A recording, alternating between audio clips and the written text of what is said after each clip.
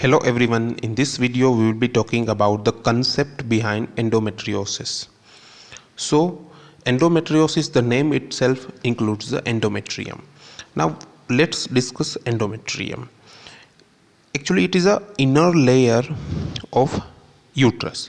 Endometrium, myometrium, and then comes the peritoneum. Okay, so the endometrium is the inner layer or inner mucosa, as you can say, of the uterus, of the uterine cavity, lining the uterine cavity. And it's a very important issue for female. Why? Because it is the sole responsible reason for menses. There is a cyclic development of endometrium and then shedding of the endometrium, which is very important for having a menses. The second important thing is reproduction. There is an implantation of embryo in endometrium only, and if the endometrium is not good, then implantation cannot occur. It's not just about good. There are hundreds of factors in endometrium which are responsible for perfect implantation. If any of this get disturbed, then the patient will have an infertility. So this is a very important issue for the female. Now what is the property of this endometrium? You know already, because the endometrium is regenerate every month. It gets shedded in form of menses and it quickly regenerates itself every month, and it is highly responsive to the hormones of estrogen and progesterone, and the tissue is metabolically very active. So these property are very important to the female lifestyle, but still only this property will lead to disease formation, some amount of disease formation in case of endometrium. Why? Because this endometrial tissue, if the endometrial tissue is present at other site, then where it should be in the lining the uterine cavity. But if this endometrial tissue is present outside the uterus, then it is called endometriosis. Which are the other sites where it's present? The most common site is ovary, peritoneum, pouch of Douglas, guts, liver, even lungs, even skin. So this endometrial tissue is present, pathologically present on these sites, then it gets the problem. Now let's forget for a second that how this endometrium tissue reached there instead of from the uterus. We don't want to go in these reasons right now, because there are various theories which we will discuss in next videos.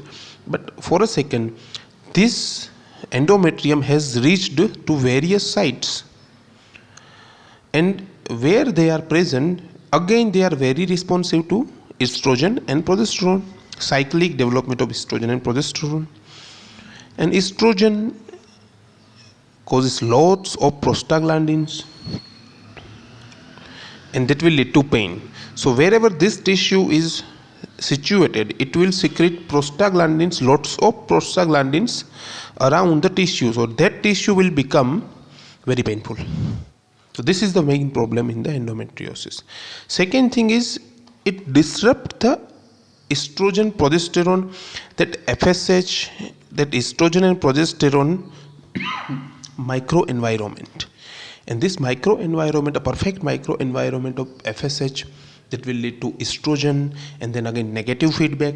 All this thing is very important for pregnancy. And suppression of this FSH-LH system will lead to infertility. So this is the main problem in the endometrium is what? Pain and infertility. There is described a triad of endometriosis. What is that? The first, as we have discussed, infertility. Second, dysmenorrhea, because it is a cyclic pain. Dyspareunia, when the endometriosis is at the pouch of Douglas, it creates a problem while having coitus. So that will be dyspareunia. So this thing is very basic thing, three thing in the endometriosis. Now as you know this, how we should manage this thing, how we should, if you think just from superficial area how we should manage this case. First of all, we can do symptomatic management with NSAIDs and painkillers.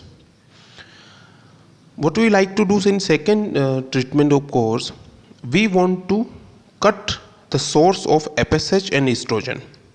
And how we will do this thing? We will do this thing with OC pills, GnRH, all these things. We will do what we do. We will cut short the source of extra estrogen, and that will lead to decrease in pain. And if it is not possible, medical management is not possible, then we should remove that parts of endometrial tissue surgically. So first we try medically, then we should go for surgically. The second thing is infertility. How we manage infertility? We should go for advanced reproductive techniques like ovulation induction, IUI, IVF. All these things are used for treatment of infertility.